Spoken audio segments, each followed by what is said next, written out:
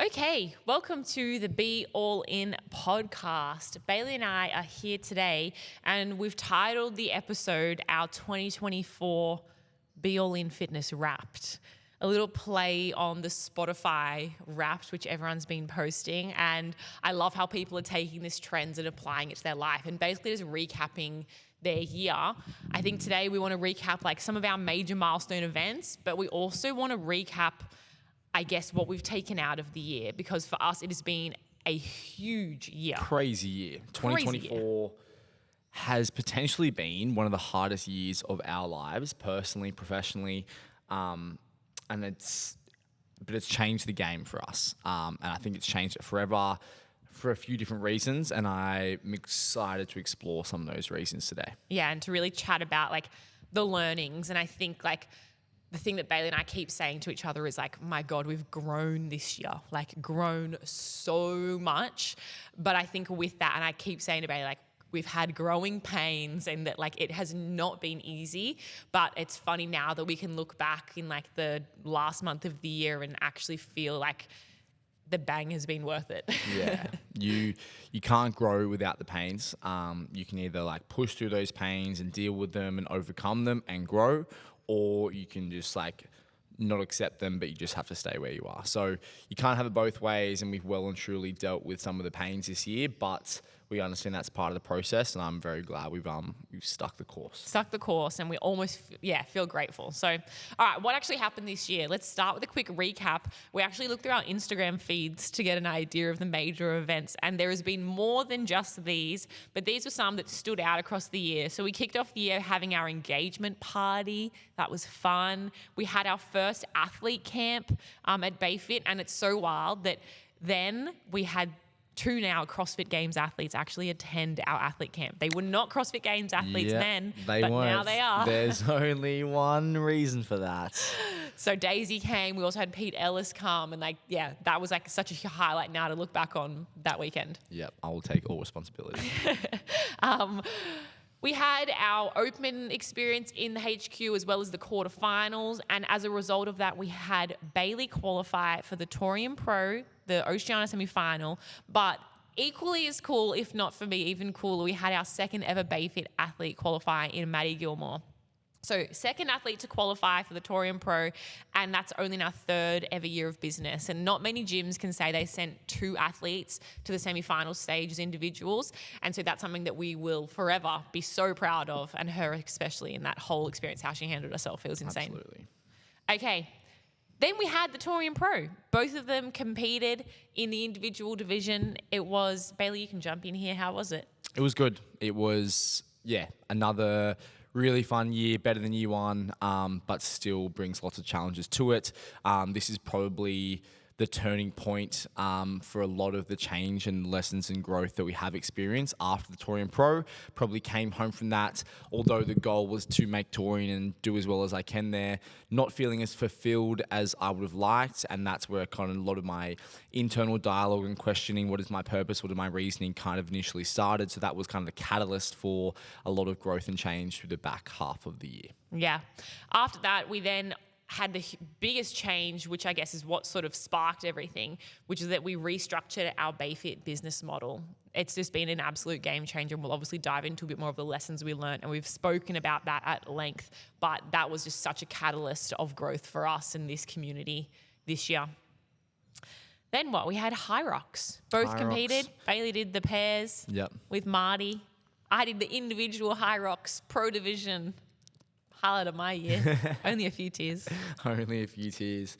We then went to Bali and visited our wedding venue.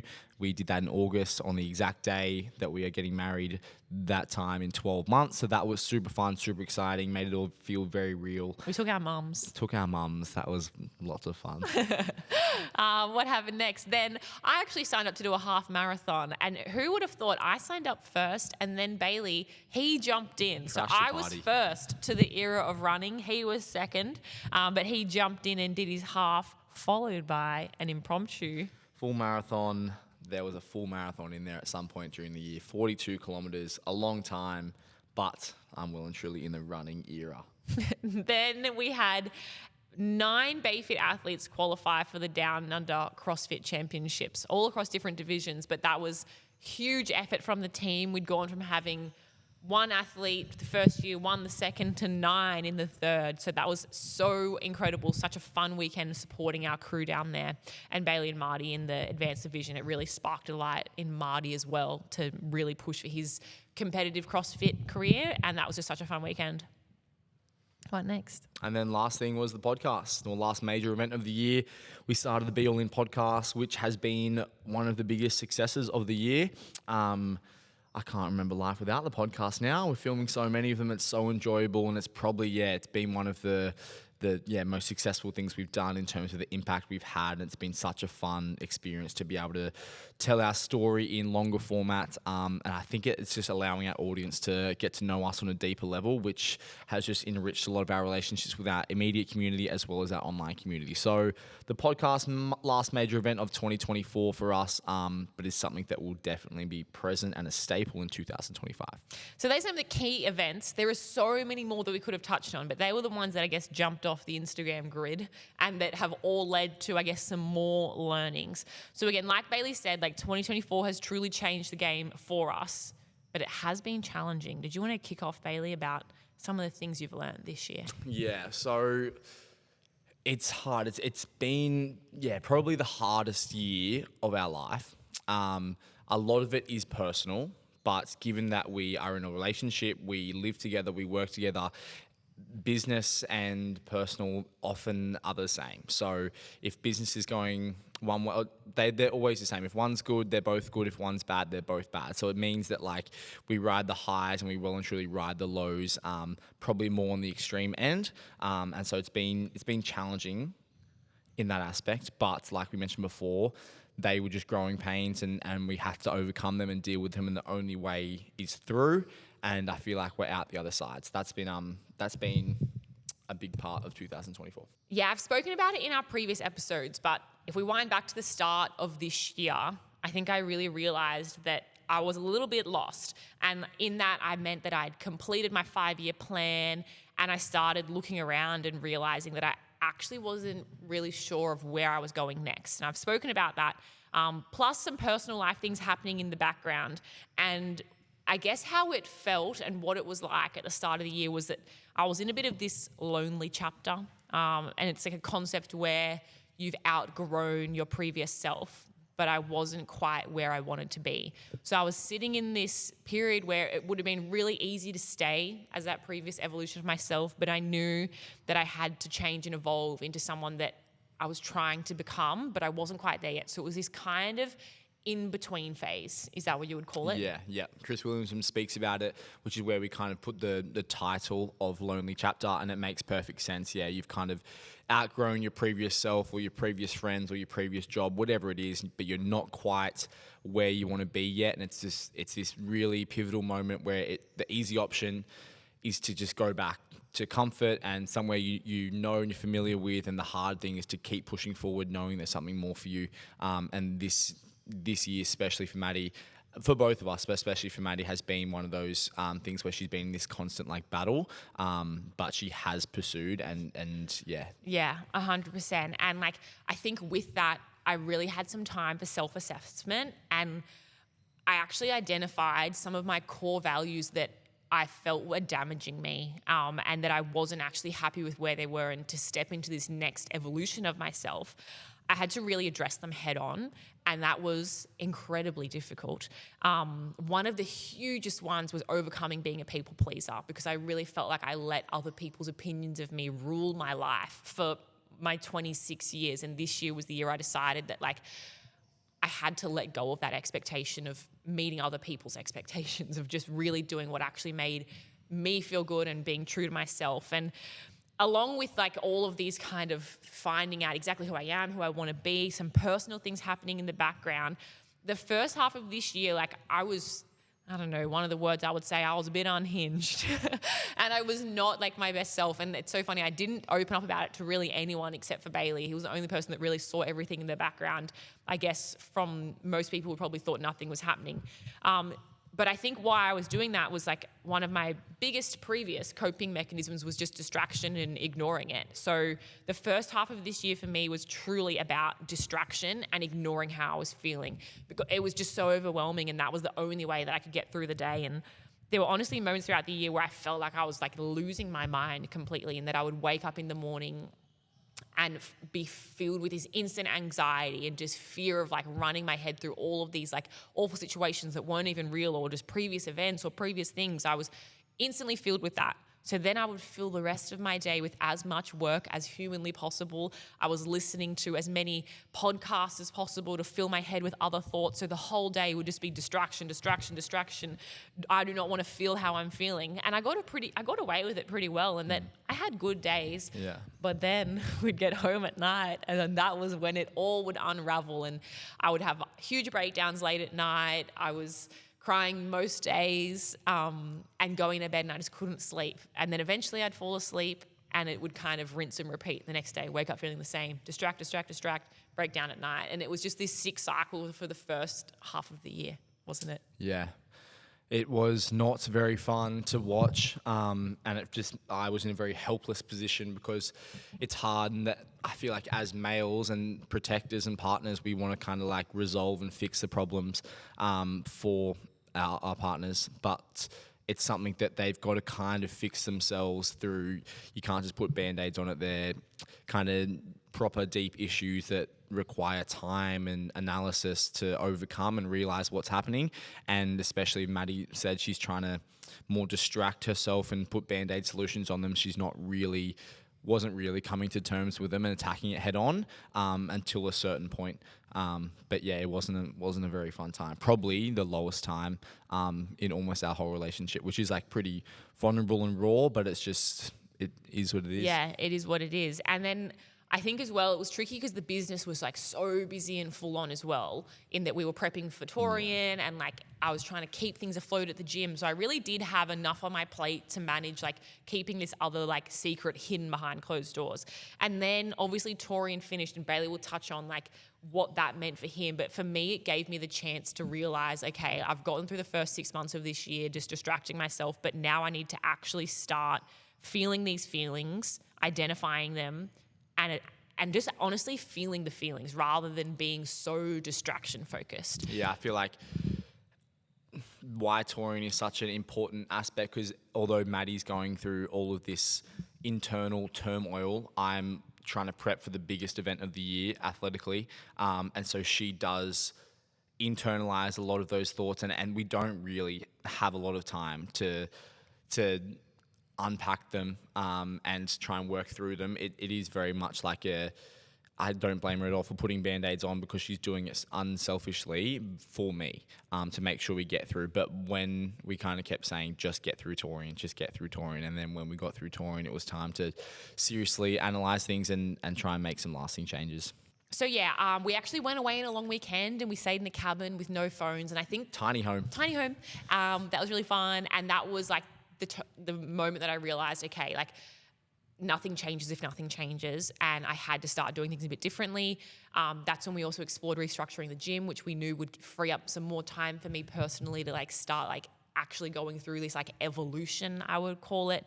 And it was really challenging, and like it's so funny that like I really feel like I've only started reaping the rewards honestly in the last maybe 2 months. Like October was still a really challenging month because that was when I was feeling the feelings, and it's not like it suddenly is like, oh, it's better, it's fixed. Like there'll be glimpses of it where it's like, oh, things are getting better, and then something bad will still happen. Like it's never just going to be all bad or all good. But of late, the last 2 months, she said like there's probably been more good than bad, which is a step in the right direction. Yeah. So going from, I reckon I was honestly crying daily. For sure. It was crazy. And I remember like one of like the biggest moments, I remember crying and saying like, I'm so sick of crying. Like I'm over it. I can't keep doing this. But I feel like that was almost like this peak of the emotions that I'd felt them all, and I'd started working on strategies, and I'd started honestly adjusting my mindset. 'Cause it's like I say strategies, but it was really like working through these core values and starting to reframe my thinking about myself and who I wanted to be. And then I got to this pivotal point, and now I'm in like, I would call it a dry spell. Haven't cried, no tears. It's a drought in resident hair. But yeah, I think like the thing that I want to finish with is that like, at many times throughout the year, I thought like this change is so slow. Like this growth is so slow. I cannot believe how long this is taking. I thought like at the start of the year when we were driving home from Christmas or in the new year saying like, oh, I really want to evolve into my next self. I thought it would be a 1-month project. Turns out it was pretty much a 10-month project. So much longer than I anticipated. And it was the hardest thing I've ever done. But I'm so grateful for it now. And like I keep saying that like I am not a finished artwork at all, but I'm a work in progress. And I think that that is honestly the game of life, in that I have realized in that you never stop growing, changing, evolving. And the game is if you can continue doing that and facing all of life's challenges while still having fun. And like I keep thinking that like I can remember the day I finished year 12 and I remember thinking, this is me. I'm done evolving. Like this is who I will be for the rest of my life. And it's been a rude shock for the last almost decade now of going, what? I continue evolving every year after this, and I could not be more different than the person I was when I was 18 to who I am now at 26. Like, and I think that is just what life is. You have to be okay with that you are not a completed project. You are a work in progress. I love a whip. Yeah, you'll always be evolving and you've got to be open and willing to evolve and change and learn from experiences through others to fully immerse yourself in that. And Maddie's not typically someone who loves change, so kind of like resisted it initially, but over time has now come to terms with it. But yeah, there's a quote. I've got like a diary which I write notes in and things, which I wrote on the very first page, and it says, "This is where most people stop. This is why you're not most people." And it just like was a constant reminder that like shit is always going to get hard, and especially the shit that's worth doing is going to get really hard.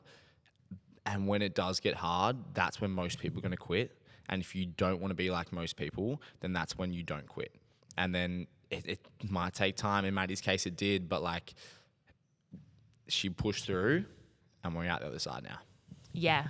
And one of the biggest learnings and takeaways from this year for me was that like emotions are good and it's okay to feel emotions, but ignoring them is really bad. And that's just what I'd gotten into a habit of doing, of just like ignoring and like distraction.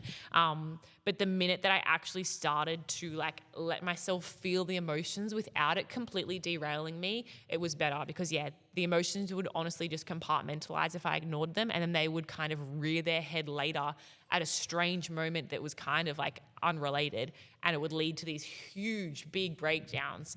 But now, and even like this week, I've had like a few frustrations and like, or even sad moments. And like, I just sit in the emotion, I acknowledge it, and then I move on. Like, it's not like it has to be like these crazy big breakdowns. You can just get through life as long as you actually allow yourself to feel. Yeah. Yeah. And if you just like don't deal with it, say, I'll think about it later, then it's just going to pile up and become, bigger down the line. So being okay to acknowledge it, feel it in the moment, and then move on from it. And the more you do that, the better you get at doing that. It's a skill just like anything else. And we're getting much better at like acknowledging things and moving on quicker. Yeah.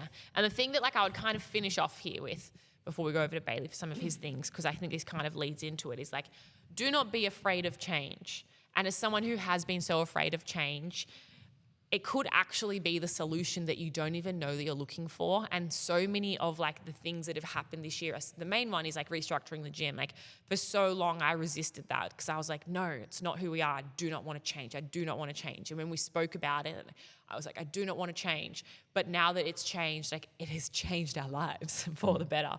So don't be afraid of doing something differently, because it honestly could solve problems that you don't even know that it will. And like, it's so funny. I remember when we restructured it, like the day that we like put our memberships on live, remember we were sitting around the kitchen table and I was just like, I think I was crying with my head in my hands, because like I just couldn't, like it was growing pains. Literally my whole body was convulsing with like, this is so tough for me, like so tough for me to be doing something so outside my comfort zone and something that we haven't done for the past 3 years. And now I look back at it and I'm like, God, girl, imagine if you just leaned into it a little. I know. She just couldn't wrap her hand. Like, we've just worked so hard to build this membership base with our PT model, and we're just basically wiping the floor with it and going back to zero. What if no one signs up? Like, it was 1 minute in, no one signed up yet, no one signed up yet. Like, it was just like so much panic and stress. And then 3 months later, we have the highest membership rate that we've ever had, and we just like continue to grow exponentially. Yeah, so I know. yeah. So silly. So lean into the change. All right, Bailey O'Brien, this year for you has been a lot of change that really kicked off after the Torium Pro. So do you want to kind of explain like where your head went? Because honestly, after the Torium Pro, you said to me, I'm making a plan to make the CrossFit Games. Yeah. And I kind of like tweaked my eyes at him and I was like, you do realize we booked our wedding for pretty much the CrossFit Games in 2025. But anyway, we kind of go from here. You take us away.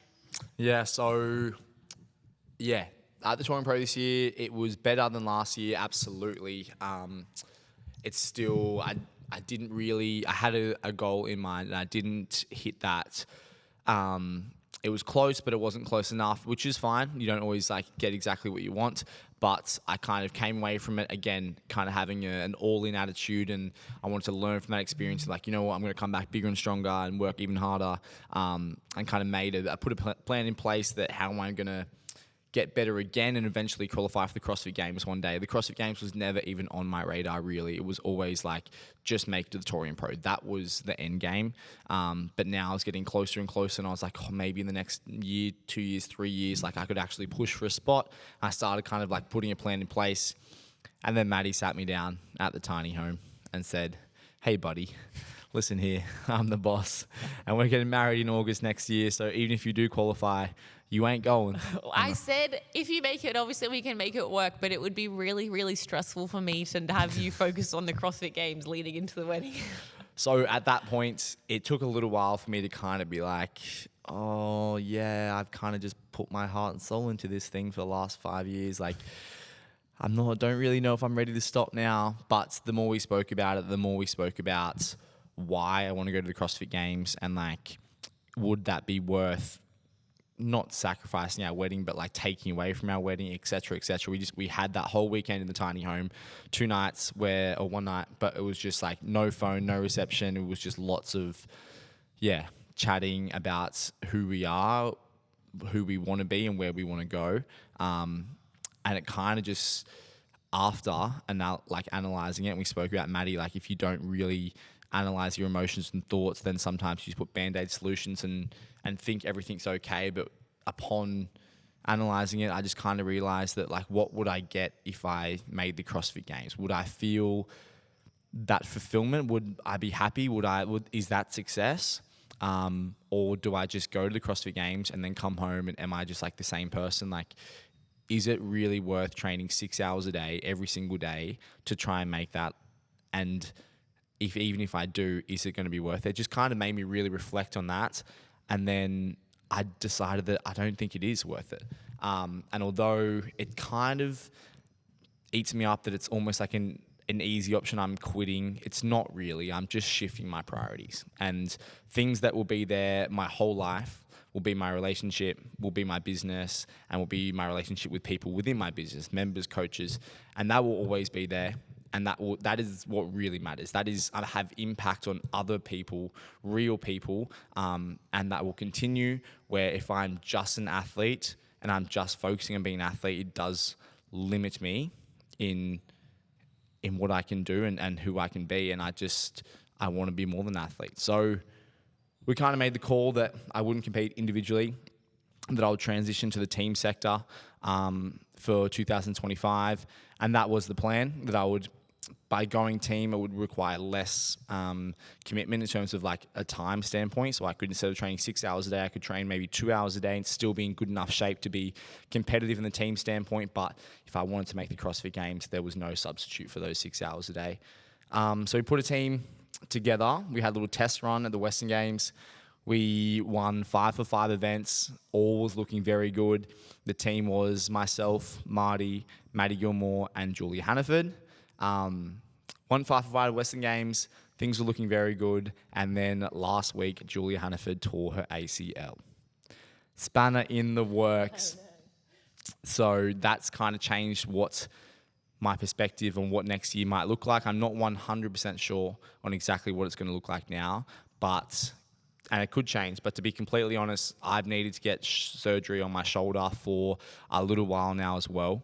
And I feel like this is the universe kind of telling me maybe it's just time to have a year off, buddy. Focus on the wedding, really be all in on your business, have no other major distractions. And so that's what I'm kind of leaning towards doing. I'll get surgery whenever I can get in off the wait list. I'm currently on a wait list now for Nepean Hospital, so I can get in there in January, February, get that surgery done, and then just be a business owner, entrepreneur, and then do some athletics on the side for the remainder of the year. It has been tough though, and especially when you were transitioning out from being an athlete, that was like a huge point of friction in our relationship too, because I was like, yes, come to the dark side with me. But for you, it felt like so much like sacrifice in that you kept saying, I don't think you'll understand, my dream was to be a professional athlete. And I feel like I'm so close and I'm giving that up right now to do the business thing. And it was really tough. And I sympathize with it too, and I kept saying, I was like, oh, but my dream too was to be alongside you in that journey. But it was just a really tough point of being but how much are we really getting out of this athletic side of things? Because and we just kept saying it's not paying the bills, and we have this community which we just felt like we were not fully maximizing in terms of our gym, and that we weren't giving our absolute heart and soul. Yes, we were able to be you were able to be the role model, but being a role model that at times, and Bailey would admit himself, prepping for Torian, he's not the greatest person to train alongside because he's just thinking about himself. But now training in the classes, he's the best guy to be around. He's wearing his short shorts and crop tops and everyone's loving it. But it's just that shift. And I feel like people within our gym, they can really understand it, that maybe those that aren't can't fully appreciate it. But yeah, I'm just so proud of the person that you are always, but the happiness that you have right now, and the purpose and direction, and it's just so, it feels like the real you. Yeah, I've never been more confident in the person that I am, what I stand for, and who I want to be than I am right now. And it hasn't always been the case. I kind of thought I was happy being an athlete, but like Maddie said, it almost takes that change for you to realize, actually, no, this is so much better for me. This is who I'm meant to be. This completely aligns with my purpose, my direction, and the person that I want to be. Although ticking physical goals is hugely fulfilling and something that I'll always strive for in multiple modalities, there needs to be something bigger than that. It can be part of my identity, but it can't be my whole identity. And I only came to terms with that really at the end of this year. And I do think every athlete is super different, and a lot of this speaks to just the person that Bailey is, in that when he was competing, it was so much about comparison because it was all about the leaderboard. And I think that at the back end of this year, we've kind of flipped it in that you need to be able to compete without comparison. But naturally, when you're looking at a leaderboard and trying to make the top 4 spots, all you're doing is assessing the competition and where you sit. But being able to take yourself away from that, I feel like you've been able to develop your confidence in a new area of yourself. So you don't just assess who is Bailey O'Brien and where does he stack up on the leaderboard. It's who is Bailey O'Brien in all of these other areas of your life. Do you kind of feel like that is it? Yeah, 100%. And I've always been a leader, and I always thought of myself as, yes, I'm still leading this community in this gym, but I didn't have the evidence there that I truly believed in myself for that. I was all in on the athlete, and I've had this mindset that if you prioritize everything, you prioritize nothing. And if I'm going to do the athlete thing, I'm going to be all in on that.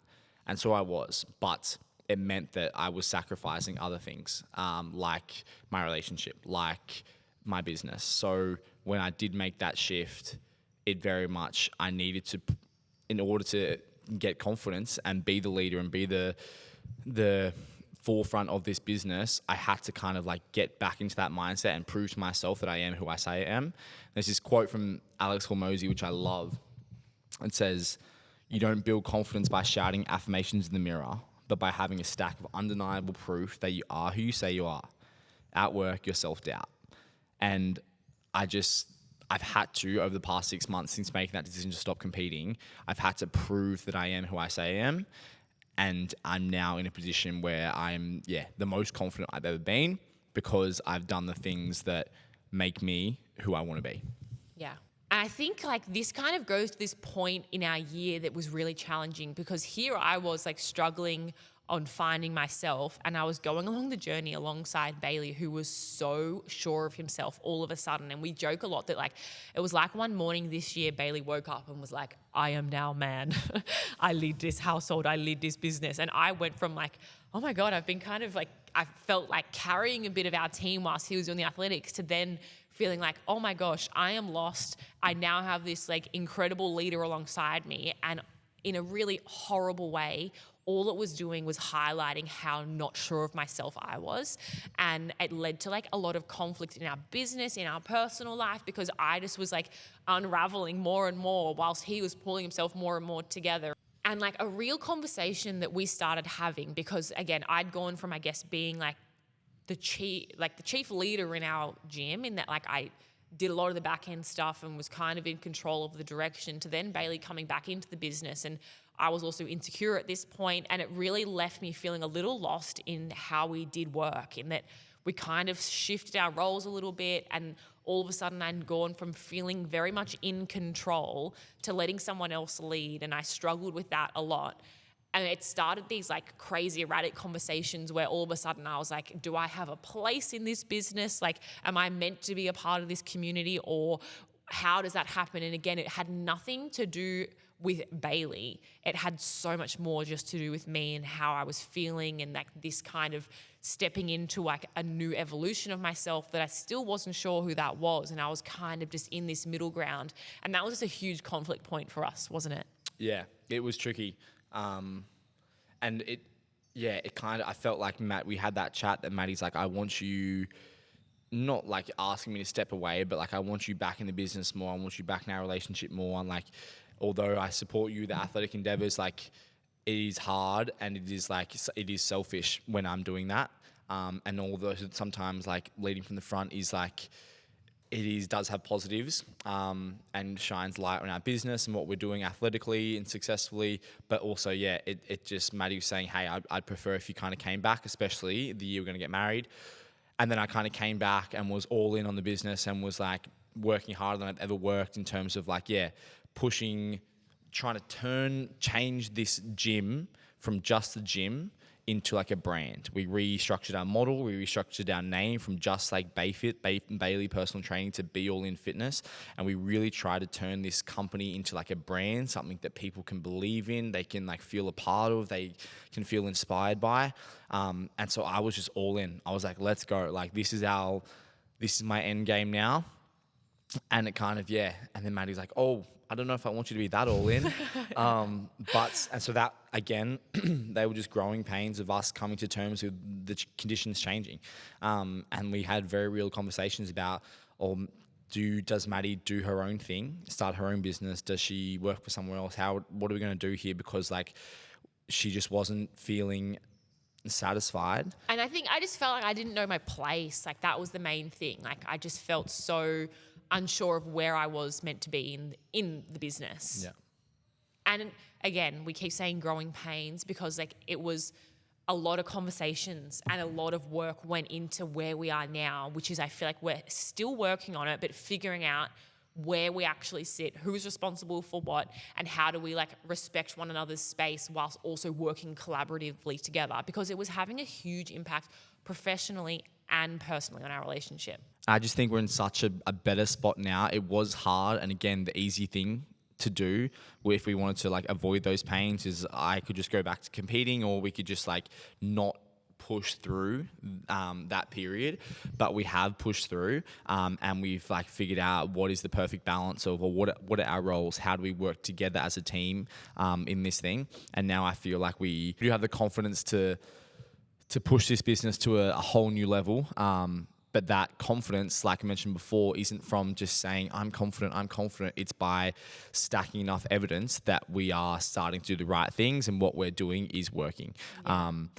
And confidence without evidence is just delusion. And I feel like we've stacked enough evidence now that we are like, you know what, we can do this, and we have a real business that is turning into a brand, and we can go wherever we want to go. Yeah, absolutely. Like, again, I feel like honestly, like midway through October, November was when like I really started to like notice myself that like I had stepped into a new evolution and the work had been done, and like something that I just, again, when I got to that midway point through this year that I started thinking about was that like trauma that is built up, or like bad behaviors or anxieties, they just continue to compartmentalize more and more and more. And obviously there's that term about like intergenerational trauma, which literally means that like the trauma that you experience, you can pass on to the next generation, meaning your kids. Like they will either get it through your DNA or the way that you act around them, that they can carry that forward.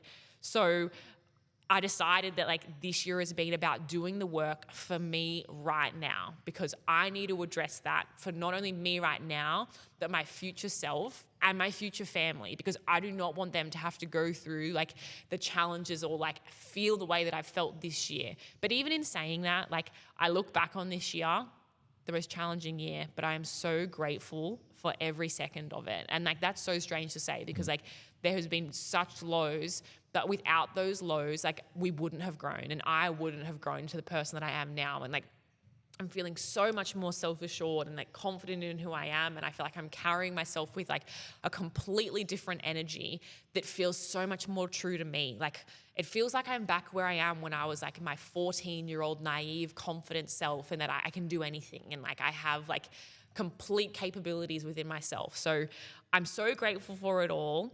Yeah, I just think it's wild to think about.